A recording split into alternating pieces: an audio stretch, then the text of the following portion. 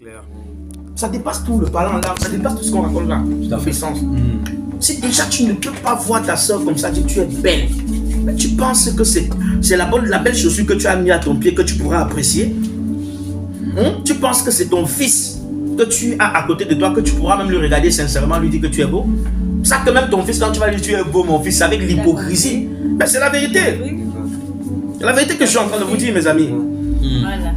Donc apprenez, Apprécier. pour s'apprécier soi-même, on apprécie d'abord les autres. Après avoir ton frère dit que non, j'aime ce que Dieu a mis en toi. Reconnaissez les dons, les talents que Dieu a mis dans la vie des uns les autres. Amen. Un frère en train de grandir spirituellement, encouragez-le, boostez-le, tenons-le la main, amenons-le loin devant. C'est comme ça qu'on fait. Au lieu de rester dénigré, au lieu de rester commencer à envier, commencer à jalouser, ça donne quoi? Ça donne quoi? Malheur. Ça m'énerve parfois, ça m'énerve parfois, pardonnez-moi, hein, mais je comprends pas. Parfois tu vas dans un groupe de prière comme ça, oh il y a des enfants de Dieu, ils restent chez eux, ils prient. Mon public des choses, pour la gloire de Dieu, quelqu'un est incapable de dire Amen. Mais vous priez quoi? Ça me fait mal en fait. Ah, on va dire qu'on est le même Père. Quel même Père? Vous priez notre Dieu, c'est pas le Dieu que je connais. Tu vas dire que c'est la honte qui te fait ne pas dire Amen. C'est la honte qui te fait ne même pas regarder les publications. Oh, pourtant, ces enfants de Dieu vont tous les jours rester sur le froid, parfois sur le soleil, pour chercher à gagner une seule âme pour le Dieu qui t'a donné la vie gratuitement. Tu es incapable juste de dire Amen pour les encourager pour l'œuvre qu'ils font. Vous parlez de quoi? Disons la vérité. Après, tu vas te mettre à genoux, tu parles la langue. Quelle langue? Quelle langue toi tu parles? Et là, tu comprends que Dieu est vraiment puissant. Parce qu'il a dit, il arrivera un temps où les hommes appelleront le bien mal, le mal. C'est ce qu'on est en train de vivre. Tu vois, les gens n'arrivent même plus à accepter que la vérité est la vérité. Donc les gens préfèrent aujourd'hui maintenant le mensonge à la place de la vérité. Donc les gens aujourd'hui préfèrent que tu viennes le mentir. Tu l'amènes dans des églises qui n'ont pas de sang. Regarde, Dieu nous a utilisé quand même pour amener beaucoup qui prient dans ICC, dans... Tellement, beaucoup ACR. Il y en a plein que Dieu nous a amenés pour avec la puissance. Il y avait une gloire terrible, la puissance, même les délivrances. J'ai fait des délivrances à Bellecour. Il y a des jeunes qui prient à ACR et Dieu a commencé à les délivrer en démontrant que c'est des démons que vous priez là-bas, c'est des sirènes des eaux. Là, Dieu agit. Mais après, il vient me voir en train d'évangéliser. Dieu vient d'agir, il ne quitte pas encore là-bas. Le lendemain, il revient me voir en train d'évangéliser. Il vient devant les personnes que je suis en train d'évangéliser. Il dit, ne l'écoutez pas, c'est un charlatan. C'est un charlatan. Il gâte encore plutôt l'évangélisation que je suis en train de faire. Il vous dit, mais... Et quand il dit c'est un charlatan, les personnes même qui m'écoutaient se lèvent, ils ne fuient pas. Les personnes même partent. Mais oui. Il vient me dire que je suis un charlatan. Il reste comme ça là. Il est agressif, il voit le démon qu'il a dit. C'est un charlatan, ne l'écoutez pas. De toute façon, les gens seront convaincus eux-mêmes par la suite. Avec le Seigneur, si tu étais un charlatan ou pas. Les gens parleront toujours. S'ils ont traité le Fils de l'homme, les Bézébul, combien de voient le bois sec comme nous sommes. On n'a plus le temps. Raconter charlatan, ça c'est votre problème. On a une chose qui nous intéresse, c'est que est-ce que Dieu est au milieu de nous? Est-ce qu'il agrée, il approuve ce que nous faisons? Une fois qu'il dit que je vous ai qualifié, le reste ce sont les détails. Tout ce que vous comptez, vous racontez là, ça c'est votre problème. Même si on est une seule, deux personnes ici, nous on va communier, ça ne va pas empêcher qu'on continue de... Déjà il n'a pas dit que le royaume c'était pour tout le monde. Il a dit que peu seront sauvés. Peu seront... Mais c'est ce que on dit que ce que Dieu dit, c'est ça qui se passe. C'est ça. Ça parce que sa bouche est la vie. On peut rester là comme ça. On est même 12. Il y a parmi les 12, il n'y a que 2. Il n'y a que 1. C'est la parole. C'est pas que c'est ce que la Bible dit. Il faut qu'on dise la vérité. C'est la parole. Amen. C'est pour cela que je ne suis pas là, je ne suis pas trop fanatique. On va rire, on va faire tout ce qu'on fait là. Vous allez voir, je reste toujours sur l'épée. Je reste toujours. Donnez l'offrande, donnez. Ça, c'est votre problème, je m'en fous. Venez même un jour comme ça, mettez même une offrande de 500, 100 euros comme ça, croyant que vous allez venir me corrompre pour que je vais peut-être vous défendre. Je vais te dire la vérité. Tu sautes, tu cales à l'air, c'est ton problème. Tu veux même, je vais aller chercher ton offrande là, je viens te remettre ça, tu pars avec parce que ton offrande ne va pas enlever la parole de vérité. Alléluia. C'est Jésus qui m'a appelé, ce n'est pas l'offrande qui m'a appelé. Je ne peux pas être corrompu parce que tu me donnes l'argent. Amen. Aimez la vérité. Plus que tout. C'est ça, c'est Jésus qui sauve, c'est Jésus qui est la vérité. Yes. Et vous dites la vérité, les amis.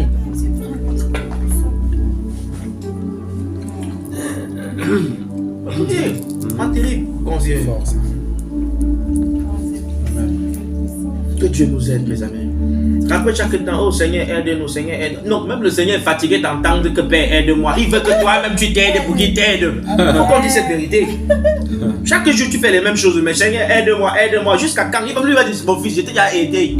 Aide-toi toi-même aussi pour que je puisse t'aider. C'est ça. Mais c'est la vérité. Tu vas aller pécher aujourd'hui. Seigneur, aide-moi, il t'aide. Demain, tu vas pécher. Seigneur, aide-moi, il t'aide. Après demain, lui-même, tu es en train de jouer avec le Seigneur. Mais tu me prends pour un jeu ou bien quoi?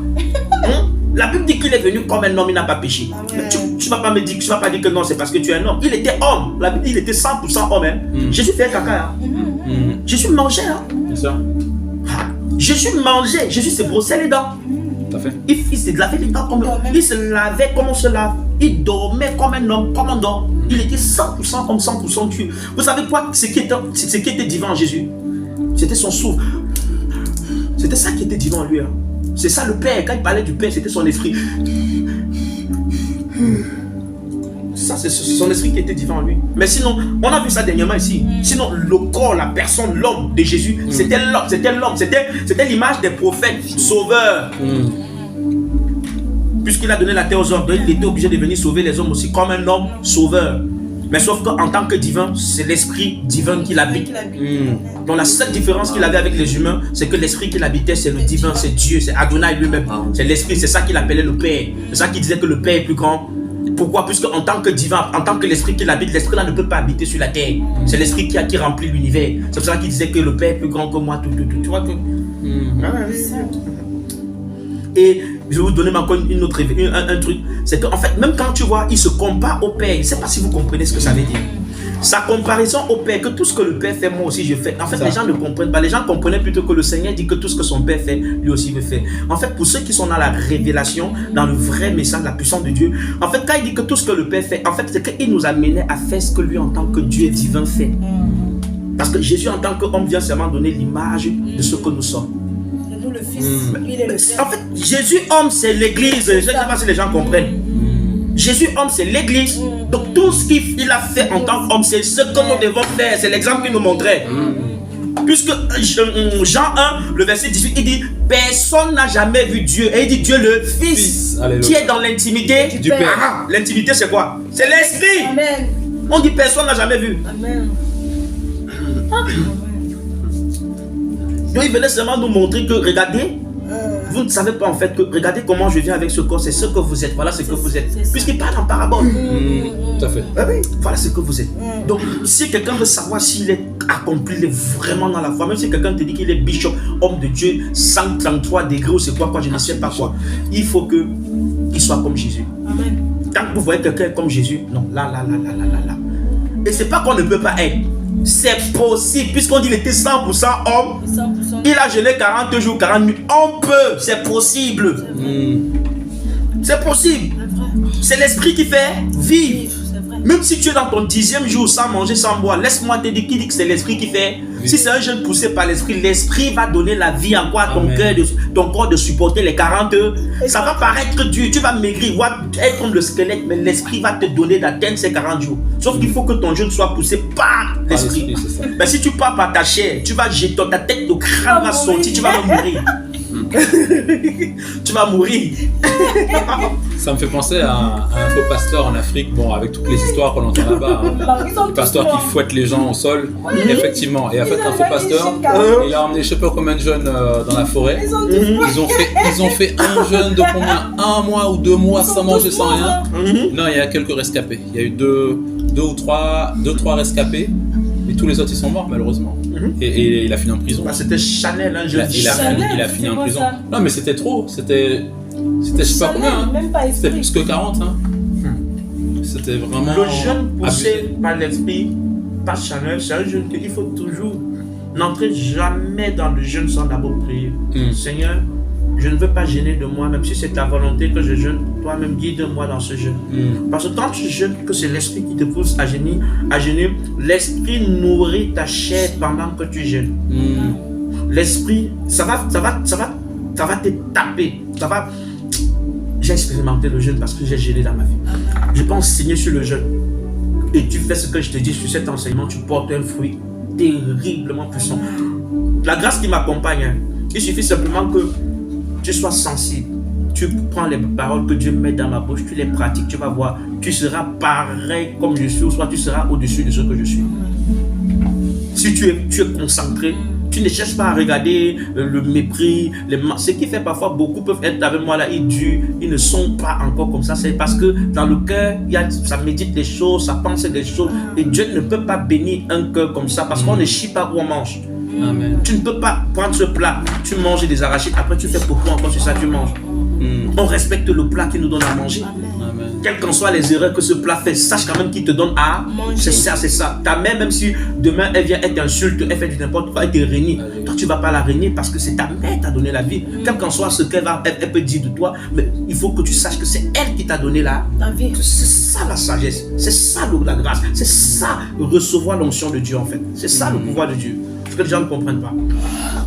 Mais aujourd'hui, peut-être parce que cet homme de Dieu a fait une petite erreur, tu vas commencer à pointer le doigt sur lui qu'il est devenu satanique ou il est tombé. Oh, pourtant, c'est un homme de Dieu que Dieu a utilisé pour te remplir. Tout à fait.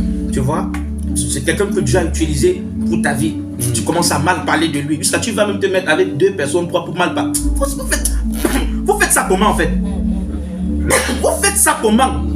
Après, tu veux la bénédiction. Quelle bénédiction? Tu ne sais pas que Dieu c'est un Dieu d'ordre. Amen. Vous ne savez pas qu'il y a des hommes ici sur terre qui a certaines dimensions pour que vous arriviez. Dieu est obligé de passer par cet homme. Il y a des bénédictions que vous ne pouvez pas accéder si Dieu ne passe pas par quelqu'un. Les anges sont différents. Les bénédictions sont différentes.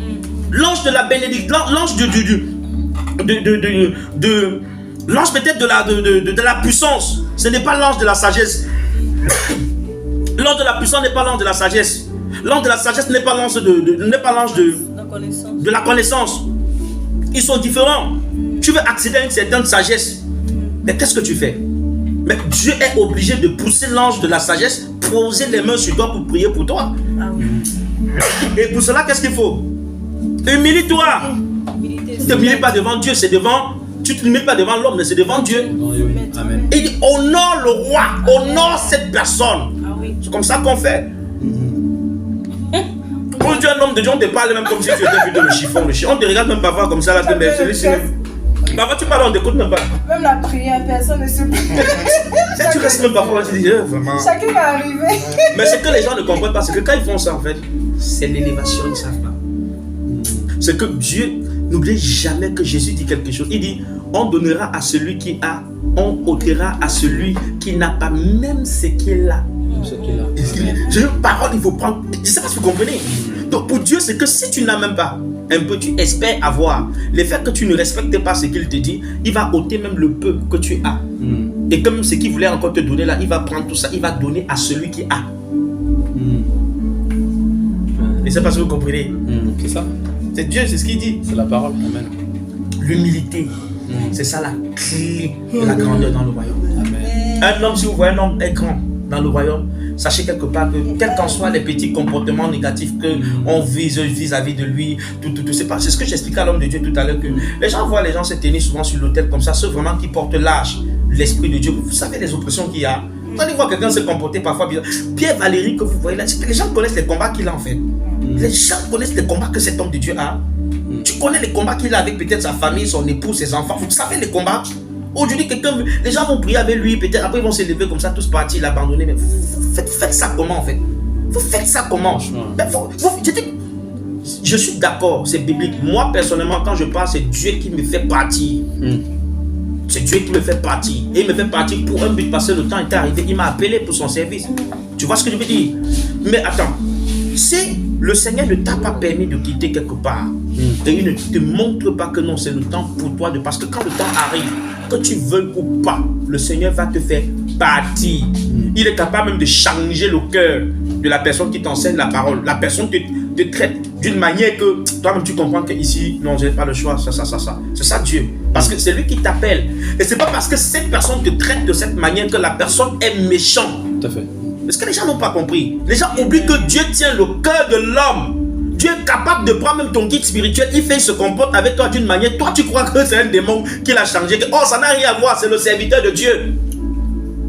Oh, tu vas le voir plutôt méchant. Mais Dieu va toujours le prendre pour venir te parler dans la nuit. Toi, tu restes comme ça, tu dis que, hey, il a fait si tu réfléchis, tu vois la vision, donc tu sens que non, ça c'est le Seigneur. Mais tu le vois plutôt se comporter autrement. Tu te dis, hey, c'est le diable. Dieu te dit bien que ce n'est pas le diable, c'est bien moi. Donc tu vois quelque chose, tu vois son contraire. Tu commences à dire que, mais c'est biblique. La Bible dit qu'il éprouve l'église comme l'or et l'argent. C'est ça le Seigneur en fait, mes amis. Il faut honorer les hommes de Dieu, mes amis. C'est un conseil que je vous donne. C'est important. Vous voulez le don, vous voulez la grâce, vous voulez être élevé. Apprenez déjà à reconnaître le don, la grâce dans la vie des autres. Et puis Dieu vous donnera le don, la grâce, tout ce que vous avez besoin, il va vous donner.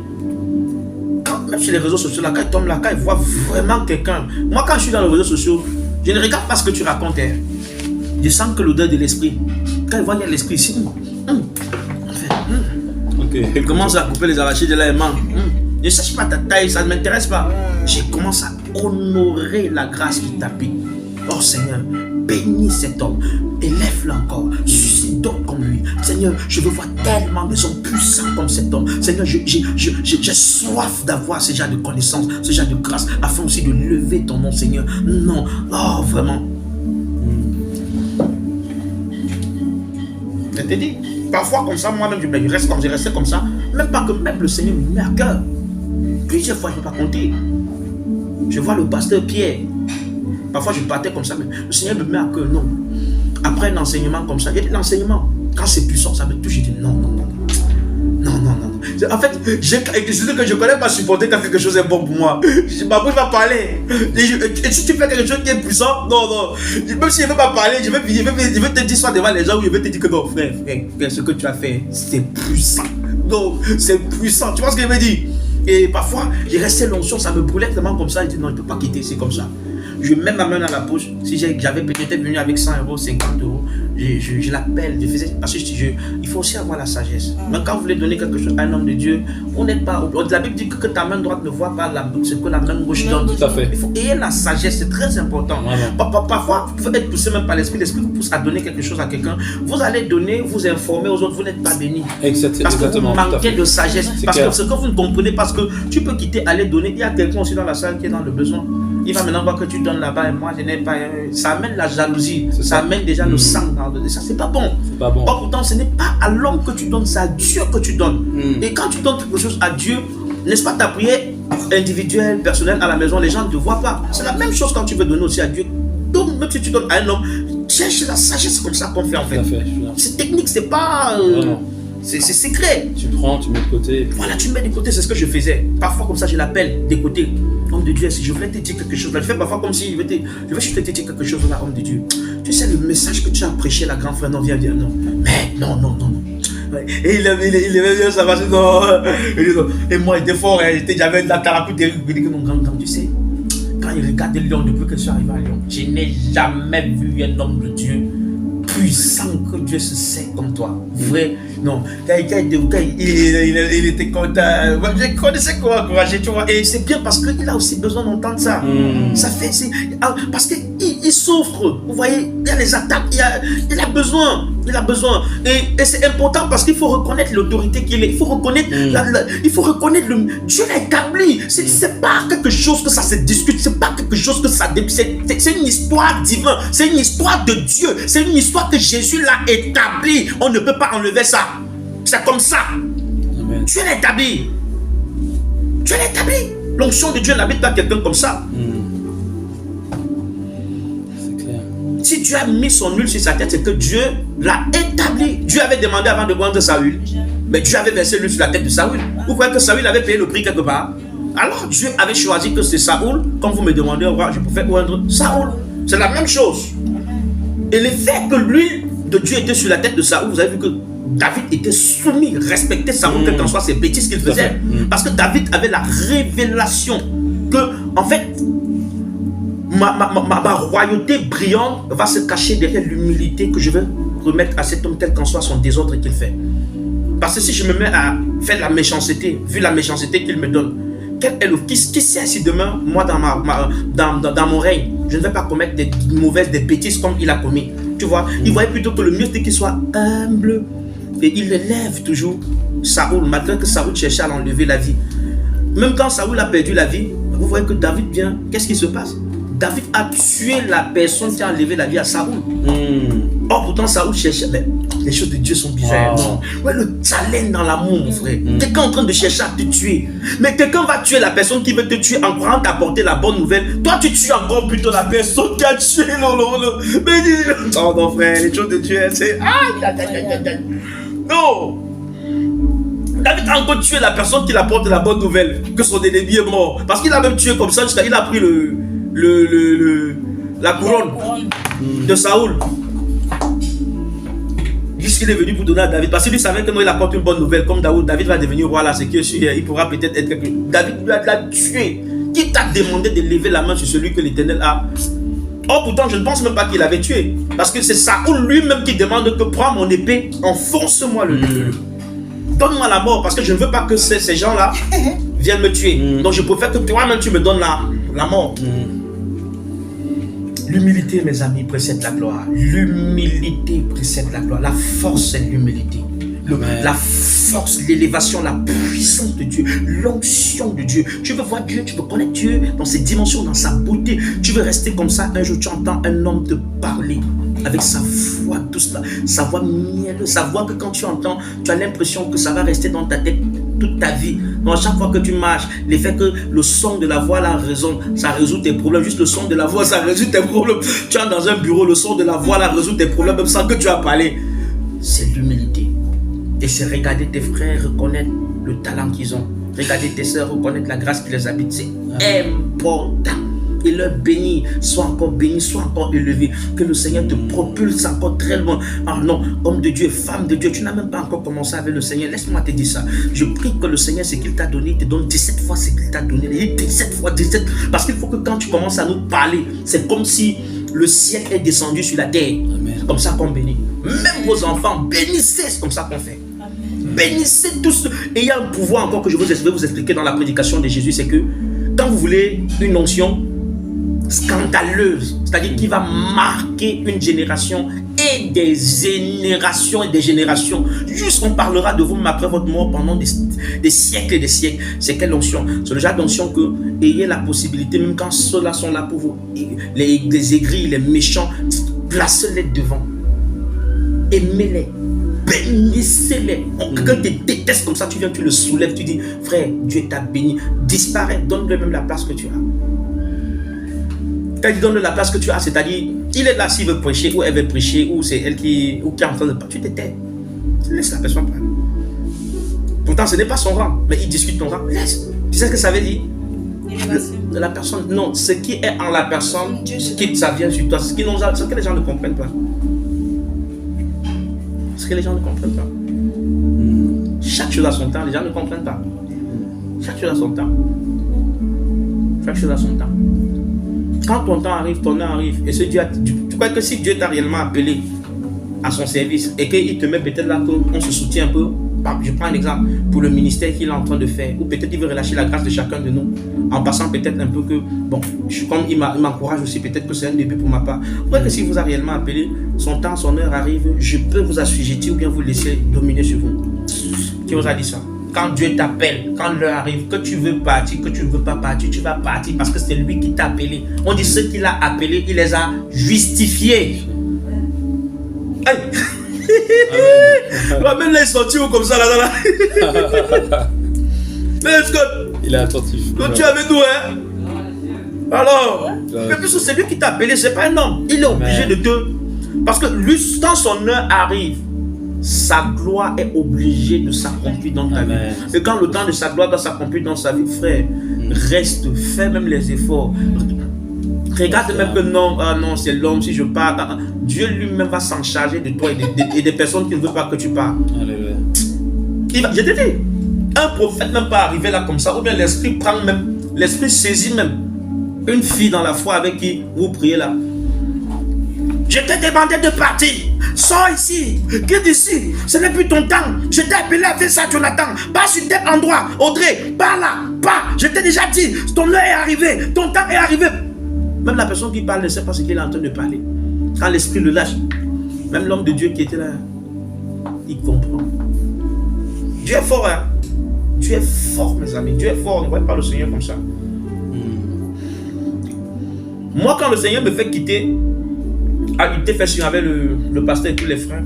Un jour, l'esprit de prophète, moi qui ne prophétise pas constamment tout le temps, mais que Dieu m'utilise beaucoup dans la prophétie, dans l'évangélisation, parfois dans le mythe. Parce que Dieu m'utilise aussi beaucoup dans la prophétie, voir les gens comme ça, parler, expliquer leur vie. Vraiment, quand je suis bien rempli là, incroyablement, et c'est exactement ça. Mais du coup, on était là, l'eau, tout le monde était là, on était là. Mais l'esprit de prophétie était tombé sur moi, mais j'ai expérimenté un peu ce que la Bible dit, que l'esprit de prophétie tombe sur quelqu'un comme ça, il se met à dire des choses sans se rendre compte que c'est Dieu. L'esprit m'a saisi, j'étais comme un lion. Je parle, le moment fixé est arrivé.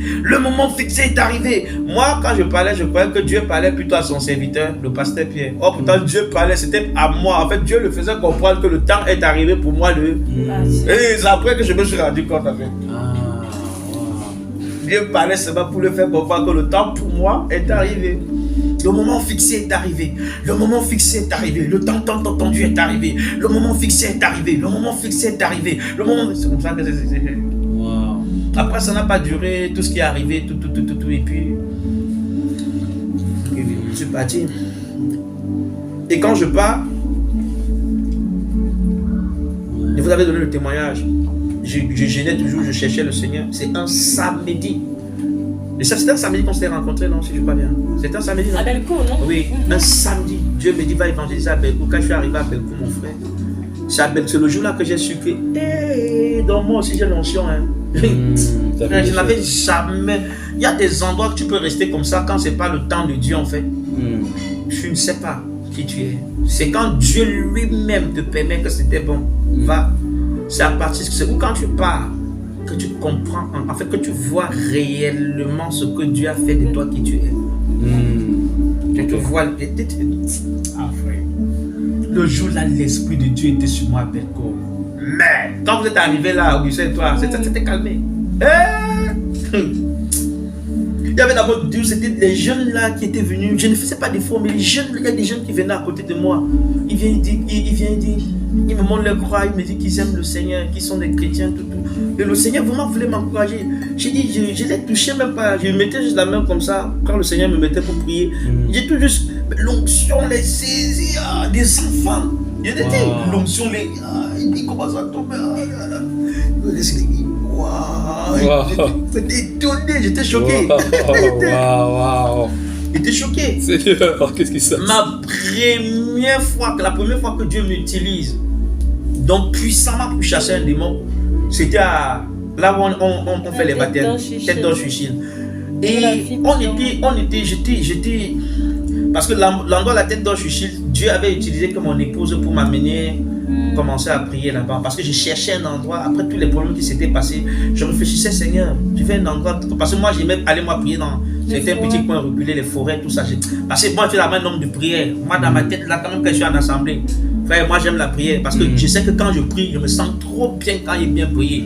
Quand il prie même, et surtout que si je ne prie pas, il y a des moments qui vont passer, je ne peux pas dormir. Si je ne jeûne pas, je ne veux pas dormir. C'est ça comme quand l'homme de Dieu enseignait souvent que non, on n'a plus besoin de jeûner. Moi, je n'étais pas avec lui quand il parlait de l'autre là. Parce que moi, je connaissais ce que je vis dans mon corps. Donc, et du coup, on se retrouve alors à... Je suis quitté, je suis allé là-bas à Tête d'Or. Quand j'arrive à Tête d'Or, après que le Seigneur a conduit mon épouse pour me montrer, je crois que Audrey était déjà convertie. C'était le même samedi. Audrey et Augustin, c'était le même jour. Il y avait une gloire de Dieu terrible. Mais après les jours qui suivaient, le Seigneur me poussait d'aller là-bas. Un jour, je crois le jour là, tu avais voyagé, tu étais allé au Cameroun. Et le Seigneur m'avait utilisé pour te dire non, ne pars pas. Comme c'était tes débuts dans la foi, tu es parti. Du coup, le Seigneur m'a poussé, je suis allé là-bas, il y avait Augustin, il y avait qui? J'étais allé avec Augustin à Tête d'Or. On était là, le Seigneur me poussait de donner les enseignements par le Saint-Esprit. Il y a une femme, je ne sais pas d'où elle sortait. Elle était avec les buveurs de machin qui fument. Elle est venue, elle était là bien contente, mais j'avais l'impression plutôt qu'elle était ivre. Oh, pourtant aussi elle était dérangée par les esprits, les démons. Elle vient d'abord, c'est elle qui nous dit qu'elle s'assoit à côté de nous.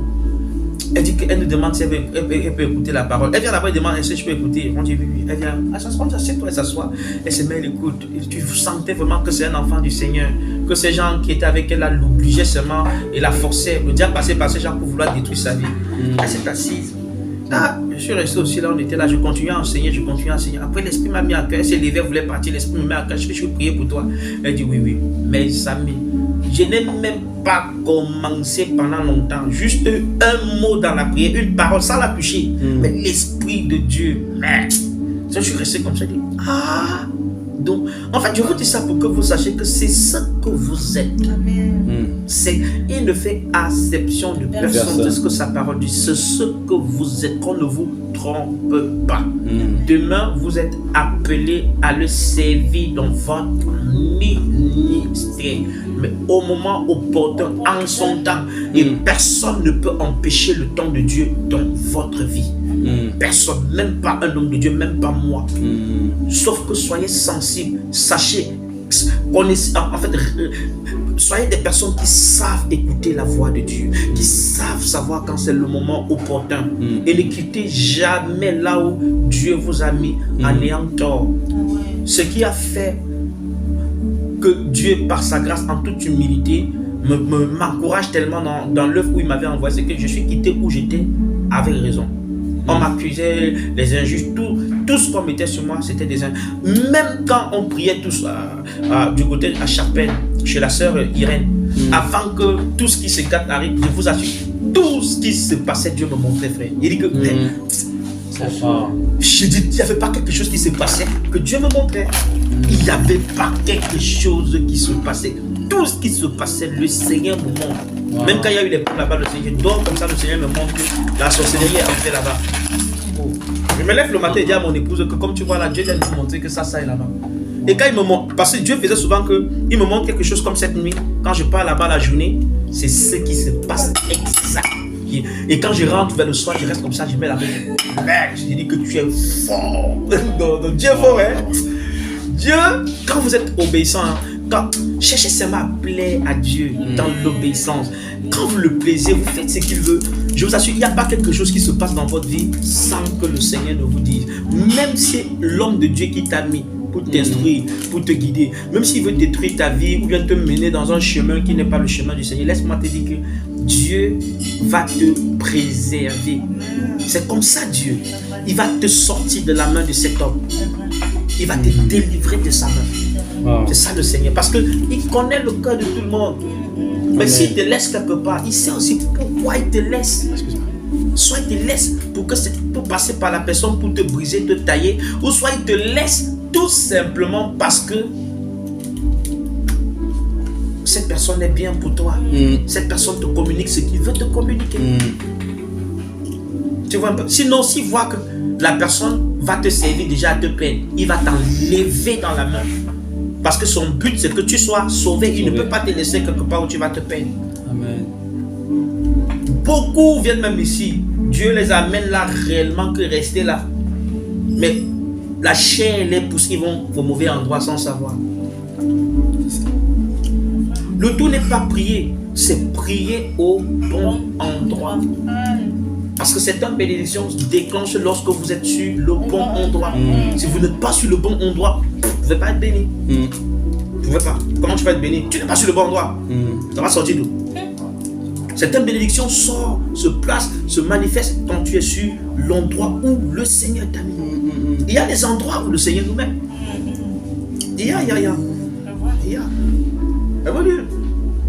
y a des endroits. David pour être roi, n'est-ce pas, Samuel là, roi? Pour que Saoul soit roi, il fallait que Samuel le roi, non? Ah ben c'est la vérité. C'est la vérité. Chaque chose a son temps, mes amis. Vraiment, prenez ça dans votre cœur, ce que le Seigneur nous communique encore. C'est très encourageant ce que le Seigneur nous dit. Je vous donne un conseil encourageant. Amen. Encourageant, je vous dis la vérité. Oh, c'est un message. C'est puissant. Vraiment. Très très puissant. Seulement. Homme de Dieu, même quand vous avez parlé tout à l'heure que quand les êtres. La semaine prochaine, soit. D'ailleurs, il faut qu'on trouve une solution pour. Ah oui. On ne sait jamais, on ne sait pas. On dit non mais que le Seigneur bénisse. C'est en plus quand je repense. Ce témoignage de la fin de l'évangile parfait. Vraiment. Il avait un numéro, il allait me rappeler et c'est un toi peu, mais C'est toi qui l'as mis dehors Non, mais non, bah, je sais pas comment il s'est trouvé là-bas, l'évangile. Oui, il a bon. Non. C'est pas ici à Vénissieux, à Chapelle. Oui, à Chapelle. Ben, c'est... Est-ce que toi, t'as mis à un moment donné dans ta vie ton numéro de téléphone sur des évangiles? Bah oui. Oui. Ok. Mais T'as dû le mettre peut-être quelque part, peut-être qu'une personne l'a récupéré. il a trouvé ça au sol. Non, mais si. Ah. Non, le monsieur là, vraiment, c'est... Après, ça dépend du moment dans lequel tu te trouves, mais bon. Je m'en souviens, ça m'est arrivé quand je prêchais, bon, à une époque, il y a quelques mois, et ça m'est arrivé aussi dans le RER. À un moment donné, je descends et hop, je vois un évangile, Dieu vous aime, machin. Et c'est ce que je disais, c'est que même, tu vois, quand quelqu'un qui fait l'évangélisation, tu vois, comme toi, homme de Dieu, comme toi, mon frère Scott, c'est-à-dire qu'on est toujours dans ce rôle où c'est nous qui apportons la parole, mais parfois, même dans ce rôle, des fois, il y a une personne qui vient te voir. Tout à fait. Monsieur, est-ce que vous savez que Dieu vous aime, Jésus vous aime? Et ça fait du bien, en fait, tu vois. Vraiment, ça fait du bien où tu tombes sur ce petit message-là, tu tombes sur ce petit truc-là. Et les quelques fois que ça m'est arrivé, c'était surprenant, parce que tu es en train de faire un truc et tu t'attends pas, en fait, justement, à ce que soit quelqu'un vienne te dire pendant que tu es en train, justement, ou de tomber sur cet évangile. Et ça m'est arrivé quelques fois et ça m'avait vraiment encouragé, en fait. Tout à fait, waouh. C'était encourageant. De voir même qu'il y a des frères et des sœurs aussi qui apportent la parole. Non, c'est... Vraiment, c'est l'orage du Seigneur.